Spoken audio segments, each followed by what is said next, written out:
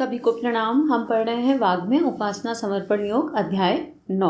आइए परम शक्ति से प्रार्थना करें कि ये जो हमें इतना सुंदर गुरुदेव आत्मा की अनंत शक्ति के बारे में बता रहे हैं, आत्मा की अनंत शक्ति तक पहुंचना कैसे है, उसको जागृत कैसे करना है, एक एक स्टेप गुरुदेव बता रहे हैं माइन्यूटली।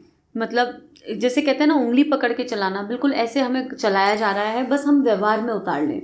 और पिछले स्वाध्याय में गुरुदेव हमें प्रेम के बारे में बता रहे थे कि अगर प्रेम किया और बदले में किसी के लिए कुछ किया और उसको जता दिया या मन में सोच लिया मुझे इसके बदले में क्या मिला, तो वो निस्वार्थ कहाँ रहा, वो निस्वार्थ नहीं था। तो आइए प्रार्थना करते हैं कि हम भी वो निस्वार्थ प्रेम भाव को जी सकें आत्मा में, चाहे एक क्षण के लिए, चाहे उसकी एक बूंद ही जिए, पर एक बार जिए ज़रूर, एक बार उसका अनुभव करें ज़रूर, गुरु इच्छा अगर हो तो। इसी भाव से आगे पढ़ते हैं। गुरुदेव लिख रहे हैं, निस्वार्थ भावना से जीवन व्यतीत करने वालों के लिए संसार में निरुत्साह, पश्चाताप और दुख की कोई बात ही नहीं। आप जरा सी बात के आवेश में आकर लड़ने मरने पर उतारू मत होइए, वरन अपने विरोधियों पर दया और प्रेम की वर्षा करते रहिए। सद्भावना से दिव्य दृष्टि मिलती है। जिसके हृदय में समस्त प्राणियों के प्रति सद्भावना भरी हुई है, यथार्थता में वही दिव्य ज्ञान का अधिकारी है। मनुष्यों में देवता वह है जो पवित्र है, निस्वार्थ है, प्रेमी है, त्याग भावी है। अपने तुच्छ शारीरिक स्वार्थों को परित्याग करने के उपरांत जो संतोष प्राप्त होता है, वह चक्रवर्ती राजा हो जाने के सुख से भी हजारों गुना अधिक है। इसलिए आप स्वार्थ को त्यागने का अभ्यास आरंभ कर दीजिए। ज्ञान के द्वारा अपनी पाश्विक कंजूस वृत्ति को काबू में लाने का प्रयत्न कीजिए। तुच्छ स्वार्थों के गुलाम बनने से इनकार कर दीजिए। नम्रता, भलमानसाहत, क्षमा, दया, प्रेम और त्याग भावना को अंदर धारण करने से हृदय में शाश्वत शांति का आविर्भाव होता है। स्वार्थ रहित प्रेम के इस महान नियम को अपने में केंद्रस्थ करना मानो संतोष, शीतलता, विश्राम और ईश्वर को प्राप्त करने के मार्ग पर पदार्पण करना है। अब गुरुदेव कह रहे हैं कि जो भी हमारे मन में दुख, पश्चाताप, निरुत्साह, क्रोध, जो भी लोअर फीलिंग्स आती है ना इस तरह की, उनका कारण ही निस्वार्थ भाव से ना जीना होता है, उनका कारण ही स्वार्थ होता है। मुझे क्रोध कब आएगा? जब मेरे मन का नहीं होगा, जब किसी ने मेरे मन का नहीं किया तो मुझे गुस्सा आ गया। निरुत्साह कब होंगे? जब हमने कोई कार्य किया, फल की इच्छा से किया और वो फल प्राप्त नहीं हुआ, तो सेल्फ कॉन्फिडेंस नीचे चला गया, उत्साह नीचे चला गया। पश्चाताप और दुख भी केवल इन्हीं चीज़ों का होता है। हमने पर्टिकुलर कोई काम किया और वो उस तरीके से नहीं हुआ या सामने वाले ने उस तरीके से नहीं किया जिस तरह हमारी इच्छा थी, तो पश्चाताप हो गया ना फिर मन में। तो और जब हम निस्वार्थ भाव से कार्य करते हैं तो हमारी कोई इच्छा ही शेष नहीं रही, डिज़ायर है ही नहीं। अब डिज़ायर ही नहीं है और ना अपने से कोई अपेक्षा है बहुत ज़्यादा, ना खुद से ओवर एक्सपेक्टेशन है और ना किसी सामने वाले से कोई इच्छा है। बस कर्म करना है इस वाले मोमेंट में। किस भाव के साथ करना है? त्याग के भावना के साथ, प्रेम की भावना के साथ, क्षमा की भावना के साथ, दया की भावना के साथ। तो फिर अंदर एक अनंत आनंद हो जाएगा। चक्रवर्ती राजा जो होता है ना, उसको जो सुख मिलता है उससे भी बड़ा सुख प्राप्त होगा और निश्चित होगा। यकीन मानिए, अगर किसी एक के प्रति भी ऐसा प्रेम हो गया, किसी एक चीज़ के या एक मनुष्य के प्रति भी निस्वार्थ भाव से, कि वो कुछ भी करे सामने वाला मनुष्य, आपके मन में केवल करुणा, संवेदना, प्रेम और दिव्यता के भाव कृपा से जागृत हैं, तो आप इस निस्वार्थ भाव को जो गुरुदेव बता रहे हैं, इस आनंद को जी सकते हैं। इतनी शीतलता मन में होती है, इतना रिलैक्सेशन और इतना सुकून मन में होता है कि उसके आगे किसी चीज़ की कोई वैल्यू नहीं है। तो सारे लोअर इमोशंस के पीछे, सारे क्रोध, घृणा के पीछे कहीं ना कहीं मेरा आई तो है ही, मेरा फॉल्स बॉडी कॉन्शियसनेस है। अब गुरुदेव ने ये पहले ही बता दिया कि आत्मभाव में जीवन जीना है, और क्योंकि हम आत्मभाव में, हम सोल कॉन्शियसनेस पे शिफ्ट नहीं हो पाते हैं, तो हमें सारी समस्याएं आती हैं। आगे, निसंदेह आत्मा प्रेम में है, उसे सुख प्रेम में ही प्राप्त होता है। मछली को पानी में आनंद है, इसके अतिरिक्त और कहीं चैन नहीं। प्राणी का मन तब तक शांति लाभ नहीं कर सकता जब तक कि वह प्रेम में निमग्न ना हो जाए। जब तक प्यास नहीं बुझती तब तक इधर उधर भटकते हैं, और जब मधुर शीतल जल भरपेट पीने को मिल जाता है तो चित्त ठिकाने आ जाता है, संतोष लाभ करके एक स्थान पर बैठ जाता है। सर्प का जब पेट भर जाता है तो वह अपने बिल में प्रवेश कर जाता है, बाहर घूमने की उसे जरूरत नहीं रहती। सीप समुद्र में ऊपर उतरती फिरती है, जब स्वाति की बूंद उसमें पड़ जाती है तो वह मोती को प्राप्त करके समुद्र की तली में बैठ जाती है।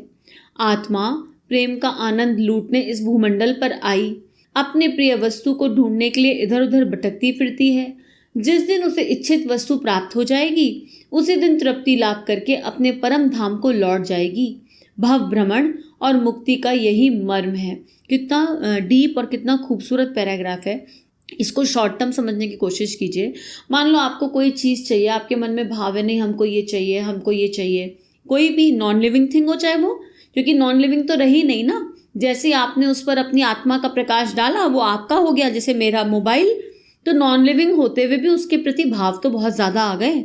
मेरा गैजेट, मेरा मोबाइल, मेरा XYZ, मेरा ये, मेरा वो, हमने डाल तो दिया ना अपना। मेरा प्रकाश, मेरी आत्मा का प्रकाश, भले ही वो स्वार्थ भाव में डाला कि नहीं स्वार्थ भाव में डाला, पर डाल दिया। तो वो नॉन लिविंग से एक्चुअली उस जड़ में भी हमने चेतनता ला दी। वैसे तो जड़ वस्तु थी, पड़ी थी, लेकिन हम चेतनता ले आए उसके अंदर। तो कितना क्षणिक सुख मिलता है। मान लो आपको कोई नई चीज़ चाहिए और वो आ जाए तो उस पल तो सुकून मिलता है। मान लो कोई नया घर बनाया तो कितना सुकून मिलता है। लेकिन क्योंकि ये सब टेम्परेरी हैप्पीनेस है, ये प्रेम नहीं देता है, इसलिए वो सुकून, वो हैप्पीनेस जो भी प्राप्त होती है 24 घंटे भी एक सी नहीं रहती। 24 घंटे भी एक सी, आप देख लो, आप एनालाइज कर लो। आपने नई गाड़ी खरीदी, नया मोबाइल खरीदा, नया घर खरीदा, किसी पर्टिकुलर रिश्ते के साथ आज संबंध स्थापित हुआ और अनंत प्रेम है, बड़ा आज बहुत प्रेम है, बहुत प्रेम।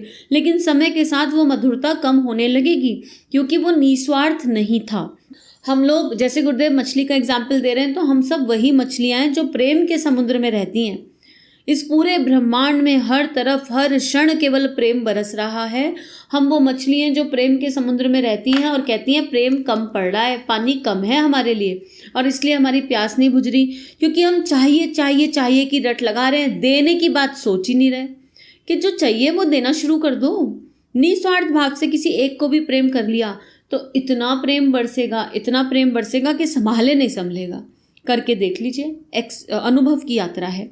आगे हमें बार बार इस जन्म को धारण करना पड़ता है क्योंकि हम प्रेम की प्यास नहीं बुझा पाते। एक्चुअली जब हम निस्वार्थ भाव से निष्काम कर्म नहीं कर पाते तो नए कर्म बंधन बनते रहते हैं। आए तो प्रेम सीखने थे और प्रेम सिखाने थे, लेकिन क्योंकि वो कर्म बंधन में उलझ जाते हैं और इसलिए बार बार जन्म लेना पड़ता है। मनुष्य जन्म लिया ही कर्म योनि है, कर्म भोग योनि है। अपने कर्मों को क्षय करने के लिए तो मनुष्य जन्म प्राप्त किया है हमने। तो वही कह रहे हैं गुरुदेव कि जब प्रेम की प्यास बुझा नहीं पाते, जिस कार्य को करने आए थे वो किया नहीं, तो बार बार आ रहे हैं। मोह ममता की मृग तृष्णा में मारे मारे फिरते हैं और भव बंधन में उलझते फिरते हैं। जिस दिन हमें सद्गुरु की कृपा से ये समझ आ जाएगा कि जीवन का सार ही प्रेम है, उस दिन हम शाश्वत प्रेम को अपने अंतःकरण में ढूंढ निकालेंगे। अंतःकरण में जिस दिन प्रेम भक्ति का अविरल स्रोत फूट निकलेगा, जिस दिन प्रेम गंगा में आत्मा स्नान कर लेगी, जिस दिन प्रेम के सागर हमारे चारों ओर लहराएगा, उस दिन आत्मा को तृप्ति मिल जाएगी और वह अपने मुक्ति धाम को लौट जाएगी। सच्चा प्रेमी अपने सुखों की तनिक भी इच्छा नहीं करता, वरन जिस पर प्रेम करता है उसके सुख पर अपने सुख को उत्सर्ग कर देता है। लेने का उसे ध्यान भी नहीं आता, देना ही एकमात्र उसका कर्तव्य हो जाता है। जिसके हृदय में प्रेम की ज्योति जलेगी वह गोरे चमड़े पर फिसलकर अपने निकृष्टपन का परिचय ना देगा और ना ही व्यभिचार की कुदृष्टि रखकर अपनी आत्मा को पाप पंख में घसीटेगा। वह किसी स्त्री के रंग, चमक दमक, हाव भाव या स्वर कंठ पर मुग्ध नहीं होगा, वरन किसी देवी में उज्जवल कर्तव्य का दर्शन करेगा तो उसको झुककर प्रणाम करेगा। प्रेमी का दिल बेकाबू हो सकता है पर दिमाग काबू में रहेगा। वह दूसरों के सुख के लिए त्याग करने में अपने को बेकार पाएगा, परंतु किसी को पतन के मार्ग पर घसीटने का स्मरण आते ही उसकी आत्मा कांप जाएगी। इस दशा में उसका एक कदम भी आगे नहीं बढ़ पाएगा। अपने प्रेम पात्र को बदनामी, पतन, दुख, भ्रम और नरक में घसीटने वाला व्यक्ति किसी भी प्रकार से प्रेमी नहीं कहा जा सकता। वह तो नरक का कीड़ा है जो अपनी विषय ज्वाला में जलाने के लिए प्रेम पात्र को फंसाकर कांटों में घसीटता है। बहुत ही दिव्य तरीके से गुरुदेव इतना गहरा ले जा रहे हैं कि अगर हम प्रेम को समझ सकें कि जिस दिन प्रेम का अमृत, वो अनंत प्रेम जो शाश्वत है, जो अक्षय है, जो एक बार जागृत हो गया तो क्षय नहीं हो सकता। एक बार प्रकाश निकलने लगा, एक बार वो अविरल स्रोत फूट गया तो वो निकल ही गया, फिर फिर उसके साथ ही, उसके निकलते के साथ ही भीतर के सारे मैल अपने आप धुलने लगेंगे। लेकिन हम चाहते हैं क्या उस प्रेम तक पहुंचना? प्रश्न ये है। हम अपने मैं से ही मुक्त नहीं हो पाते। मुझे क्या अच्छा लगता है, मेरी नज़र में क्या सही है और क्या गलत है। कुछ सही गलत इस दुनिया में है ही नहीं, कुछ उचित अनुचित है ही नहीं। बस जिस दृष्टि से हम देख रहे हैं वहाँ से हमें दिखाई दे रहा है। लेकिन प्रेम अपनी दृष्टि से नहीं देखेगा। प्रेम तो बस ये देखेगा कि हृदय, जो भी कर्म हम कर रहे हैं वो प्रेम युक्त है। मन में किसी के प्रति भी कोई लोअर इमोशन है, अगर है तो प्रेम नहीं है। अगर एक क्षण के लिए भी आपके मन में किसी के प्रति कोई गांठ है, अपने प्रति भी कोई गांठ है, क्योंकि प्रेम को समझने के लिए, जानने के लिए अपने अस्तित्व का विलय, बूंद समुद्र में विलय हो जाए तो प्रेम का अस्तित्व समझ में आए। अगर हम अपने बॉडी कॉन्शियसनेस में खुद भी हैं तो भी नहीं समझ पाएंगे। तो अगर मन में एक क्षण के लिए भी किसी पे क्रोध आता है, अपने ऊपर गुस्सा आता है, गिल्ट की फीलिंग होती है, या फिर अहंकार आ जाता है, या हम किसी को कंपैरिजन की दृष्टि से देख लेते हैं कि भैया ये ऐसा कर रहा है, अगर किसी में भी कोई विकार दिखाई दे रहा है तो अभी प्रेम नहीं आया। क्योंकि प्रेम केवल सामने वाले की दिव्यता देखता है, किसी के विकार दिखाई देंगे ही नहीं। देखना तो बात की बात है, दिखाई देने ही बंद हो जाएंगे एक टाइम पे, ऑटो पायलट मोड पे। और अगर दिखाई दे गए तो बहुत गिल्ट आएगा। अब दूसरा गुरुदेव संसारिक प्रेम बता रहे हैं कि संसारिक प्रेम मेल और फीमेल के अपोजिट अट्रैक्शन में बंधा हुआ नहीं है। और अगर आपका प्रेम उस अपोजिट अट्रैक्शन में बंधा हुआ है किसी भी कारण से, तो वो प्रेम नहीं है। प्रेम क्योंकि सामने वाले को नरक के गर्त में तो नहीं लेकर जाएगा। ये इसको गुरुदेव जो है बता रहे हैं कि क्या है, ये भगवान ने दिव्यता बनाई थी, ये भी भगवान के बनाए हुए नियम हैं, लेकिन इन नियमों के पीछे एक कारण था, संतानोत्पत्ति का एक कारण था। और अगर हम इस वासना में घुल जाएं, इसमें डूब जाएं और इसी को सच मानने लगे कि ये तो धर्म है, ये तो कर्म है, ये तो करना ही है, भगवान का बनाया हुआ है, तो भगवान ने विवेक भी दिया है। यहाँ गुरुदेव लिख रहे हैं कि दिल तो बेकाबू हो सकता है लेकिन विवेक जागृत रहेगा। तो हमें, और जब हमें समझ में आएगा विवेक के साथ, तो हम किसी को पतन पर ले जाएं, खुद भी चले जाएंगे तो भी घबराहट होगी मन में। अगर प्रेमी आत्मा एक झूठ भी बोल देना थोड़ा सा, तो अंतःकरण में घबराहट होने लगती है, लोअर एनर्जीज रेडिएट होने लगती हैं, एक टेंशन रेडिएट होने लगती है। तो किसी दूसरे को तो किसी दुख में देख ही नहीं सकता। एक आत्मा जो प्रेम में डूबी है वो किसी को तकलीफ में नहीं देख सकती, और किसी के बारे में कोई धारणा भी नहीं क्रिएट करेगी, कभी नहीं कर सकती। तो आज के लिए इतना ही, आगे का कल पढ़ते हैं। और प्रार्थना करते हैं कि जो गुरुदेव हमें इतनी कोशिशों से, अलग अलग तरीकों से, मतलब कितने विभिन्न स्वरूपों के माध्यम से गुरुदेव हमें प्रेम समझा रहे हैं। और यहाँ तक कह दिया आज गुरुदेव ने कि हम आए ही केवल इस संसार में, इस भूमंडल पर हैं, प्रेम के आनंद को लूटने आए हैं। और वो आनंद लूट लें, और जब वो आनंद जागृत हो जाएगा तो वो ऑटोमेटिक स्वतः फैलता जाएगा, पूरी दुनिया में फैलेगा अपने आप। और जब गुरुदेव कह रहे हैं कि आत्मा तृप्त होकर मुक्त धाम को चली जाएगी, तो उसका तात्पर्य ये नहीं कि मृत्यु हो जाएगी, शरीर चला जाएगा। उसका तात्पर्य यह है कि अपने होने का एहसास खत्म हो जाएगा। तो वही मुक्त है ना, कि जीवित होते भी अपने होने का एहसास ही ना हो। अपनी आइडेंटिटी, मैं कौन, मैं मेरे क्या क्या बस रोल प्ले याद रहेंगे, कर्तव्य याद रहेंगे, लेकिन अपनी आइडेंटिटी खत्म हो जाएगी, हमारी मिथ्या मैं खत्म हो जाएगी। तो ये गुरुदेव यहाँ समझाना चाहते हैं। तो प्रार्थना करते हैं पूरे दिल से कि हे परमात्मा, हे परम पिता, हे परमेश्वर, ये जो आप समझाना चाह रहे हैं इसको जीवन में उतारने के सूत्र भी दे दीजिए। प्रैक्टिकली आपने कितने दिए, लेकिन जब अंतःकरण से वाकई किसी को क्षमा करने की बात आती है, जब अंतःकरण में इस प्रेम को जीने की बात आती है, तो ये मिथ्या मैं, शरीर भाव बहुत आड़े आता है। तो कृपा करके इस शरीर भाव को अपने श्री चरणों में समर्पित कीजिए और आगे का मार्गदर्शन कीजिए। सभी को प्रणाम। हमारे YouTube चैनल को सब्सक्राइब करें और बेल आइकन को दबाकर ऑल पर क्लिक करें ताकि नोटिफिकेशंस आपको मिलती रहें।